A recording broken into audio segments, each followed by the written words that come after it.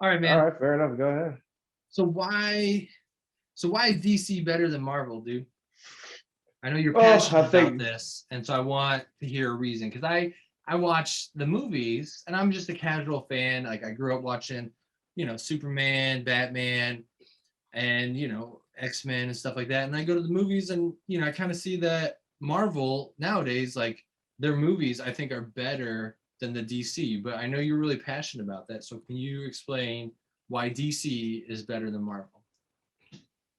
well, and well, I mean, at different platforms, like one has an advantage over the other. I mean, DC has the comics, the animated series that dominate. They have the games that are really fun, whereas Marvel flexes and movies dominant right now. Right now, they're taking the title right now with the phases. Like right now, phase one is over. We're getting ready to start phase two. In my opinion, if I'm correct, the intermission is WandaVision and Falcon and the Winter Soldier. Those are your intermission, and Loki, who's coming out here soon. But I think after that, we're probably going to start looking for some more Marvel movies coming out. And I mean, right now they just, same tree, different branches. Right now Marvel's just got a really solid branch. I mean, believe it or not, you're gonna have more. You're gonna make more money off of a silver screen picture, cinematic picture at the movie theaters, as opposed to comic books and cartoons and video games. Let's just be real there. None of that stuff that I just listed is gonna beat out the movies. It's just not gonna happen. I mean, if you recall, me and you, we took a trip late midnight showing to Avengers Endgame. Yeah. Despite my beliefs, despite my beliefs, um, I don't have a problem with the movies. I don't. I just feel like we got the crap end of the stick when it came to cinematic because we had a director, we had somebody, Zack Snyder, who wanted to start an extended universe with DC, but due to the old saying from Dave Chappelle, you don't know what happens when artists and corporate interests collide. Your heart just fair to have your heart broken, and I think that's what happened here. There are some tragedies in his life that took place, and he had to step back for a little bit. The studio did not want to wait for it. That's kind of a low ball move. They brought somebody over from Marvel to put in Marvel elements. That doesn't work, and let me explain why. This is going to bring us back to the origin of Marvel and DC in terms of comics. See, here's how I see it. DC has the darker atmosphere out of Marvel. Marvel has so many more characters in it. Like Marvel has a lot of characters in it, like a lot. But sorry about that. But they don't they have a lot of characters, but they don't excel in the iconic characters. They excel in the storyline. And that's where their strength comes from in numbers. They have so many characters. They have so many interlockings, intercrossings. I mean, you have the Avengers, you have the Eternals, you have the X-Men. And that's just like three out of like a bajillion gajillion. You have the Illuminati, then you have the multiverse, and you have all this other stuff that all these stories come in. And my belief inside the comic world is DC has the better iconics, Marvel has the better story arcs.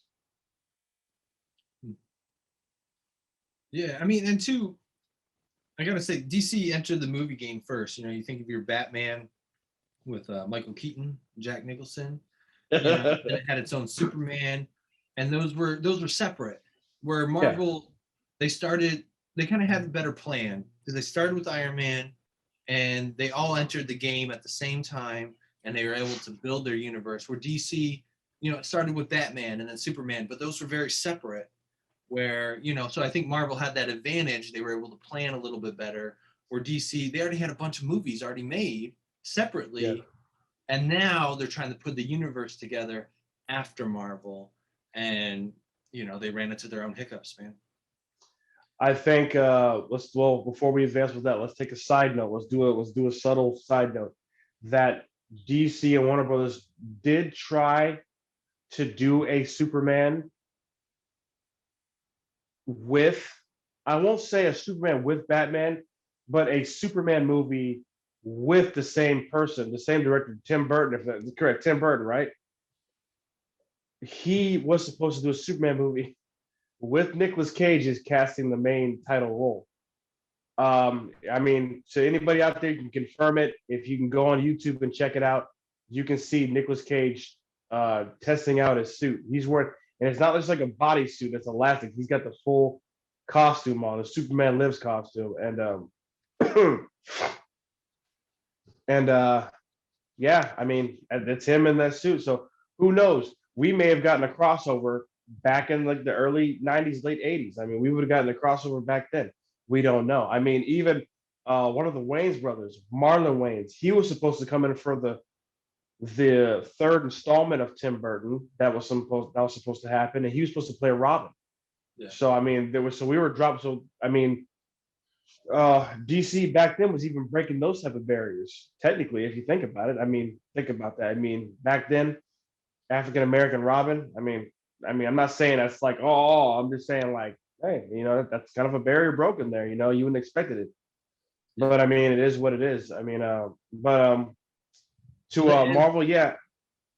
I was gonna say, I think that advantage, like, you can see with the directors, because we didn't get the multi-universe till after the Tim Burton movies, after the Nolan movies, and now they're trying to do it. And if Nolan and Tim Burton are so far apart, because you have Tim Burton that it was like, the Batman with nipples on it, and you have Mr. Freeze, and it's so silly. It's silly, and it was, hey, that was great at that time. I remember going to the movies and being pumped, and as an 11 or 7-year-old, that was awesome. But then you got the Nolan movies, which was like totally opposite end, very like realistic, dark, edgy, tight movies, and then you try to build this multiverse after those, and you're like, well, all right, well, what's our look going to be like? Where that's where Marvel had like, okay, this is the look, and so we might be able to plug different directors in, but we already have our look established. Where I think it's just timing though. Well, let's remember after the second and another thing, we're gonna hop off track real quick here. We're gonna drop right back on. Warner Brothers needs to learn some goddamn patience. Pardon my French. They need to learn some patience because they seem to run out really fast. That's what I'm gonna give Marvel or whoever whoever supports them at the time. They have some patience. They're not worried about it. They have a contract. They have an art plan. They just go with it. Warner Brothers seems to hit the panic button way too damn quick. This happened even before Zack Snyder's thing happened. Tim Burton did the second Batman movie. It didn't pan out as good as the the first Batman movie because people felt, in my opinion, like it was a holiday because it was Christmas themed. Like the second Batman Returns was like a holiday. So we're like, well, they got us some feedback. They didn't like it, so they got rid of it. Now you're talking about bat nipples and the suit that are, look like a Roman statue. The director responsible for this is Joel Schumacher. Now everybody wants to give George Clooney crap for wearing it. I'm like, it's not George Clooney's fault that Joe Schumacher decided to have a nude sculpting of an armored spat suit, a vigilante suit. That's some weird crap. I mean, I don't have a problem with it, but I'm just like, okay, why do they have nipples? And he's like, well, I wanted to go for like the Greek physique, like perfect in every aspect, the ultimate athlete. I get it. He still did need to have nipples. That's besides the point. He didn't need bat nipples. That was stupid. I just felt like I didn't have a problem with the last two Schumacher movies. I never did. I just felt like they paid homage to the Adam West one. And by doing that, they kept it dark by Tim Burton. There's still a dark atmosphere, but there's still campy, cartoony moments in both movies. It's just, in Batman Forever, it wasn't that noticeable. In Batman and Robin, it was it was so ridiculous. Like, I mean, like you could tell the budget wasn't all there with this one. Like the ice looked like plastic with Dark Mr. Freeze. I mean, I don't have no problem with Arnold Schwarzenegger playing. I never did. I was like, whatever. I mean, it's Arnold Schwarzenegger. Hey, it's cool. I just don't see him being a doctor. I mean, Dr. Freeze has got to be one of the most scariest villains out of the Batman franchise. The guy just, I don't know. I mean, he's got an incentive, he's got an initiative, he's got intent. He's not crazy. He's like, I'm going to do what I need to do, any means necessary. I'm like, oh man, that guy's crazy. But back to topic. Um, one I think it just, of I was gonna say, it uh, just goes to like the challenges of making a movie. And I think we talked about this in another one where we talked about Dragon Ball Z and Dragon Ball the movie, but it's like, what elements of the cartoon or comic book are you gonna keep? You know, yeah. are you gonna keep the cheesy parts that work in like a comic book, but maybe look silly live action, or are you gonna lose those? You know, I think kind of some people might say, you know, the Marvel movies, they sold out. They're not really comic book. They don't have that comic book humor. They don't have that goofiness of a comic book. They kind of sold out, and it's more like mainstream kind of edgy look, you know. Whereas like DC, and I think that's where I can appreciate Tim Burton is trying to keep that in there, that goofiness, the comedy, which is kind of zany to say, that he And keeps. So I can kind of feel for it. I think because I think if you can, I think Marvel did it because they wanted to pander to kids and family friendliness. You know, I don't think there's a Marvel movie in here that doesn't have funny, iconic, friendly moments in their movies. And like I said, I don't have a problem with that. Mhm. I just have a problem when DC hit the panic button. I'm like, you guys got panicky when Zack Snyder was very serious about his movies. But Tim Burton did that too. Yeah. Tim Burton did that in the first two movies. They were perfectly fine. I had no problem with them. Batman scared the hell out of me as a kid, but he's supposed to. If you read the comics, if anybody who does their research and does their homework, the Adam West Batman was intended to be campy. It wasn't intended to be comic book accurate. Tim Burton's movies were comic book accurate. They re-imaged Batman. Literally, they gave him that dark, scary look. Scared the hell out of me as a kid. I remember it like cooked food, sitting in my dad's lap, watching Batman. And that first scene when they're like, the two burglars are sitting there, and he's like, "There ain't no bat." They turn around, and all of a sudden that music, that Tim Burton type music, and you see Michael Keaton like spread his wings, and I was just like, "What in the world?" And then like you see Batman kick that guy through a door. I mean, like I wasn't used to seeing that. I'm Yeah. used to seeing Adam West go kapow and shock and bam, and like little iconic things, and Batman having shark repellent spray in his helicopter. Yeah. You know, you're used to this kind of stuff, but when you see like an accurate Batman, you're like, well, shit, what the hell is he supposed to do? That's why people get mad. I get irritated when I hear people say, well, Dawn of Justice was, I just didn't like, Batman doesn't kill. I'm like, dude, if all you have to do is open up a comic book, well, he doesn't even kill in the comics. I'm like, right there, right there. It goes to show me you didn't open a comic book. There's various arcs where this dude has dropped off, or there's someone who's put on a mantle and they are killing people. I mean, there's Azrael. When he takes the mantle, he goes too far. Batman, Bruce Wayne's got to reel him back in. You got the Grim Knight, who's a multiverse Batman, who is literally the Punisher with the Batman cowl on. He's got guns to the teeth. And then there's the famous Dark Knight Returns, which Zack Snyder based his Batman off of. The Batman who's dropped off the edge. He says people don't stay good in this world forever, and they don't. Again, another homage to society being called out for what it really is.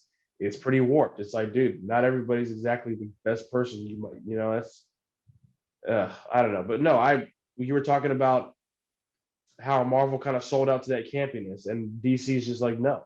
I think just people just want to pick and choose. They just want to pick and choose who to give shit to. And I think Zack Snyder just does his homework as opposed to other directors.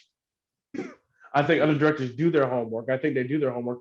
I just think Zack Snyder's not scared. That's the thing. He's like, no, I'm gonna say, like he had an interview. I mean, they were telling him like, oh well, Batman. I was just saying it. Zack's response was just like what do you mean? Like, do you know who this guy? And if you know what Batman I'm basing it off of, you know what is happening. Like, wake the f up. Like literally.